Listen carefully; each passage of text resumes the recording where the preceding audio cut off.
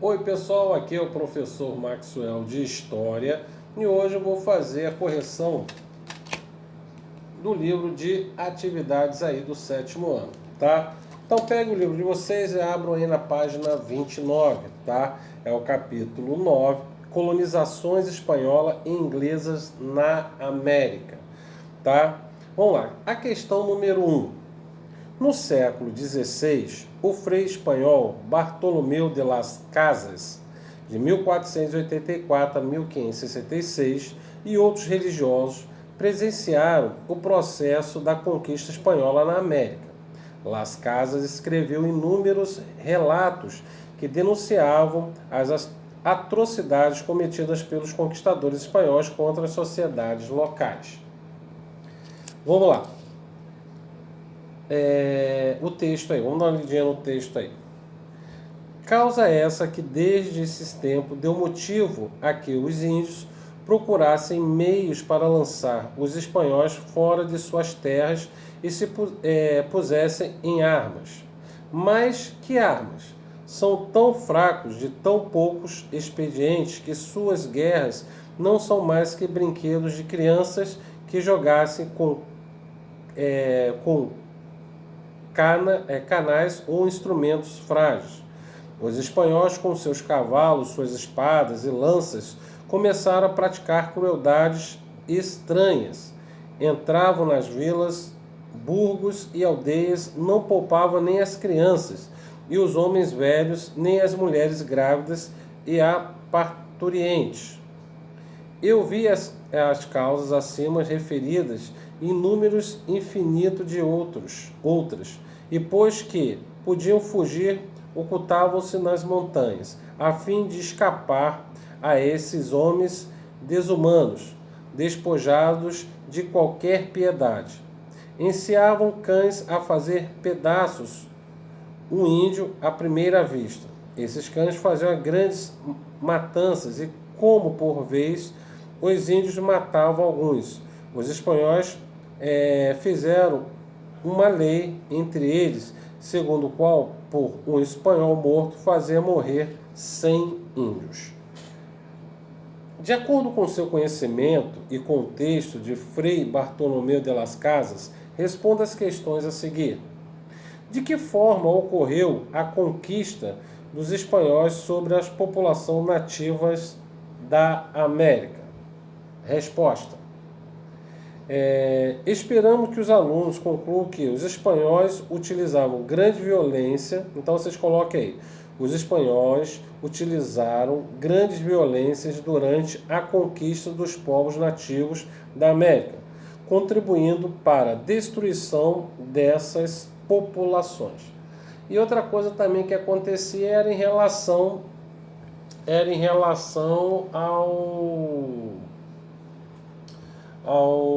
às doenças que esses espanhóis traziam também.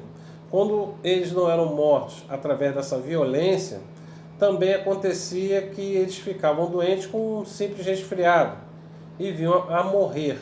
E não morreu poucas pessoas de doença não, muitos morreram, tá? Letra B. Explique o trecho. Suas guerras não são mais que brinquedos de crianças que jogassem com canas ou instrumentos frágeis, tá? Vamos lá. As armas que as populações nativas não conseguiam deter a força bélicas dos espanhóis, que contavam com cavalos, espadas, lanças, além da prática das crueldades.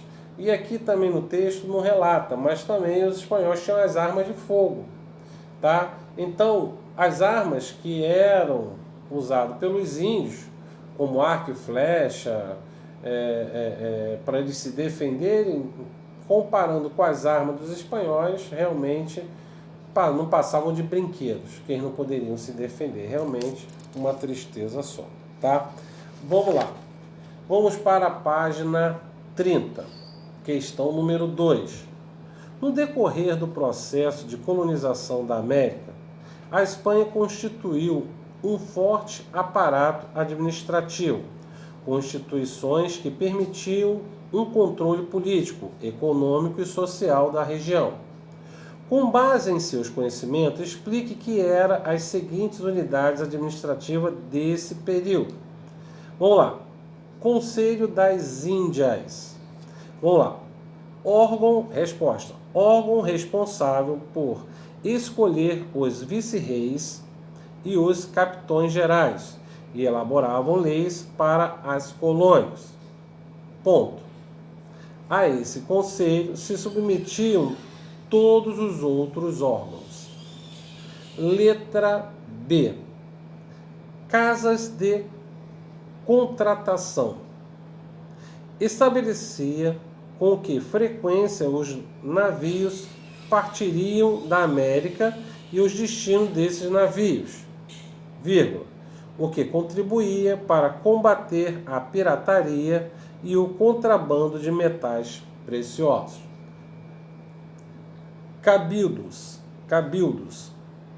eram câmaras municipais construídas pela elite local. Ponto. Havia cargos responsáveis pela administração, os quais tinham autoridades jurídicas e política. Você pode ver aí que, claro, aqui vocês estão vendo que os espanhóis já tinham achado o ouro, certo? Dos povos, principalmente dos astecas, tá? E as minas de ouros e prata, né? E principalmente a casa de contratação. Por quê? Porque eles enchiam os galeões espanhóis de ouro para levar para a Europa. Então, normalmente, os piratas e os corsários também roubavam esses galeões espanhóis com ouro. Os piratas, que eram considerados os ladrões. Os corsários também eram ladrões, mas eles eram autorizados pela coroa, principalmente a inglesa, tá? Então, os corsários, eles roubavam os galeões espanhóis e dividiam a riqueza com a coroa inglesa, por exemplo, tá? Vamos lá. Questão número 3. Preencha a cruzadinha com o nome dos grupos sociais que faziam parte da sociedade colonial espanhola. Questão número 1 aí. Filhos de espanhóis e indígenas. Eram os mestiços. Número 2. Grupo de pessoas, geralmente de origem africana, que não eram livres e constituíam uma parte da mão de obra utilizada pelos colonizadores. Os escravos ou escravizados, que é para dar aqui na cruzadinha, escravizados, tá? Número 3. Homens nascidos na Espanha que vinham à América para assumir cargos administrativos da coroa espanhola. Chapetones. Questão número 4. Eram submetidos aos trabalhos compulsórios, por vezes recebiam remuneração. Os indígenas. É porque os espanhóis, eles aproveitavam essa prática, que na realidade eles falavam que não escravizavam os índios, mas claro que eles exploravam. E o que os índios ganhavam não era bem dizer nada, né? A não ser a morte, que era certa, e a exploração da sua mão de obra nas minas de ouro e de prata. E normalmente eles não sobreviviam aos trabalhos forçados. Eles aproveitaram que era a mitra, que era uma prática feita desde a época dos astecas, que faziam esses camaradas trabalharem, tá, em troca de um salário. Mas claro que esse salário que os espanhóis pagavam não era um salário considerado justo, já que eles exploravam, agrediam e até matavam esses indígenas que trabalhavam nas minas de ouro e prata, tá? Vamos lá. Número 4. Eram submetidos ao trabalho compulsório, pois vezes recebiam remuneração. Essa a gente já respondeu, indígenas. Número 5. Filhos de espanhóis nascidos na América formavam parte da elite colonial, contudo, não podiam assumir cargos administrativos. Esses são os crioulos, com 2 L's, tá? crioulos. Os crioulos, eles eram espanhóis nascidos na colônia. Porque às vezes a pessoa fala assim, professor, como ele é espanhol? Porque na realidade, aqui a América era a América espanhola. Então, o camarada era descendente dos primeiros espanhóis que chegaram aqui, ele também era espanhol. Uma diferença, que ele tinha nascido na colônia.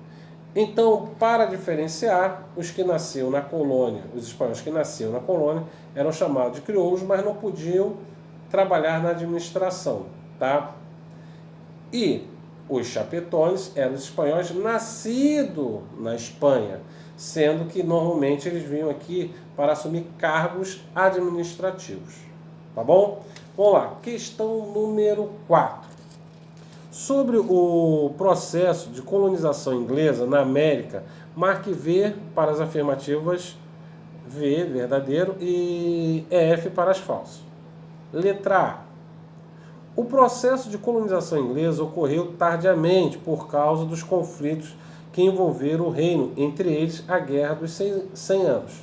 Isso é verdadeiro. A Guerra dos 100 Anos, ela na realidade ela vai acabar em 1452, quando termina a Idade Média, começa a Idade Contemporânea, ou a Idade Moderna, tá?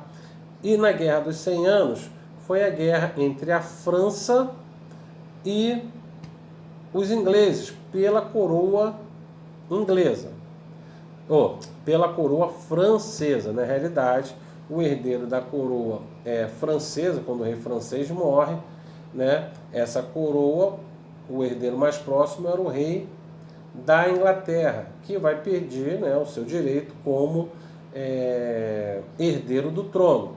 Só que aí vai começar a ter o atrito entre os ingleses e franceses, e por mais de 100 anos eles brigaram aí, até no final, tá, os franceses conseguiram a vitória sobre os ingleses e voltaram a ser a França sem a influência da Inglaterra, tá? Então a Guerra dos 100 Anos foi isso. Letra B. A dinastia Tudor teve papel decisivo para o processo de expansão marítima da Inglaterra? Sim, que a dinastia Tudor é de Henrique VIII, tá? Que vai ser o último Tudor, já que ele teve herdeiras mulheres, e nós sabemos que as mulheres não levam o nome à frente. Mas não é só isso não. Quando a Rainha Elizabeth I vem a falecer, ela é conhecida como a Rainha Virgem. Por exemplo, ela não deixa herdeiro, e quem vai assumir vai ser o seu primo, Stuart, tá? Jaime Stuart, que vai assumir o trono, tá? Vamos lá, então essa é verdadeira, a dinastia Tudor, que é com Henrique VIII. Letra C. A Inglaterra teve dificuldade para iniciar o processo de expansão marítima por falta de recursos suficientes? É falso. Assim que acaba a Guerra dos 100 Anos, os ingleses começam a cair no mar. Principalmente aquele fato, isso vai acontecer mais no reinado de Elizabeth I, tá? Que vai ser os corsários, que vão começar a roubar aquele ouro espanhol. Inicialmente, os ingleses, eles não têm como descer porque já está dominada ali pelos espanhóis e portugueses. E eles resolvem subir, aí que vai fundar as 13 colônias, tá? Letra D. Então, a letra C é falsa, tá? Letra D. A burguesia inglesa não participou do processo de expansão marítima? É falso. Pelo contrário, são os burgueses que vão patrocinar essas viagens dos ingleses para conquistar novas terras agora na América, tá? Então, é falso. Letra E. Para explorar as riquezas provindas do continente americano, a coroa inglesa incentivou as ações de piratas corsários no Oceano Atlântico? Foi o que eu acabei de falar. É verdadeiro, tá? Vamos lá. Vamos à questão número 5. Observe a imagem, tá? Vamos lá. Com base na imagem e em seus conhecimentos, assinale as características da economia das colônias inglesas no Sul. Vamos lá. Letra A, pode marcar que está correta. A região e o clima das colônias do sul eram mais propícia à agricultura, a do sul. Tanto é que quando a gente for falar não esse ano, mas ano que vem, da independência das 13 colônias, você vai ver que vai ser dividido em dois, o norte e o sul. O sul é agrícola escravista e o norte, por exemplo, vai ser criado por manufaturas, tá? Vamos lá. Letra B. A agricultura foi praticada em pequenas propriedades chamadas minifúndios. Não, errado. Então não marca. Letra C. Houve predomínio da produção de algodão utilizando seu setor têxtil na Inglaterra? Verdadeiro. Letra D. A mão de obra utilizada era escrava e africana? Verdadeiro. Isso no sul, né? Letra E. A produção agrícola era subsistencial, voltada ao abastecimento do mercado? Não. Ele era para exportação principalmente. Tá? Vamos lá. Número 6. Verdadeiro ou falso? Tá? A gente vai falar aí das 13 colônias. Letra A. Logo no início do processo de colonização, observou-se que as terras da região eram extremamente produtivas e havia evidência de metais preciosos, atraindo grande número de europeus em busca de riquezas? Não, é falso, tá? Tanto é que quem vai vir para cá vai ser os peregrinos que vão ser perseguidos, tá? Principalmente no reino de Jaime Stuart, tá? Que vai ser os puritanos, que são de origem calvinista, que vão fugir aqui para as colônias, para as 13 colônias. Vamos lá, letra B. O clima nas colônias do norte não era ideal para a atividade agrícola, e o que diferenciou do desenvolvimento das colônias da região sul. É verdadeiro. O norte, como é mais frio, certo? Tinha uma temperatura mais fria, eles ficaram mais ao sentido do comércio e as manufaturas. E o sul, escravista e também agrícola, tá? Vamos lá. Letra C. As colônias do norte tiveram maior autonomia política e econômica que as colônias do sul? Com certeza. Já que a agricultura do sul ela produzia para as manufaturas inglesas. Já o norte, não, eles podiam fazer o famoso comércio triangular, tá? Que era o comércio entre norte das 13 colônias, África, ilhas das Antilhas e depois de novo, e às vezes fazia até um triângulo ao contrário, eles iam para a Europa, continente africano, e voltava de novo para as 13 colônias do norte, tá?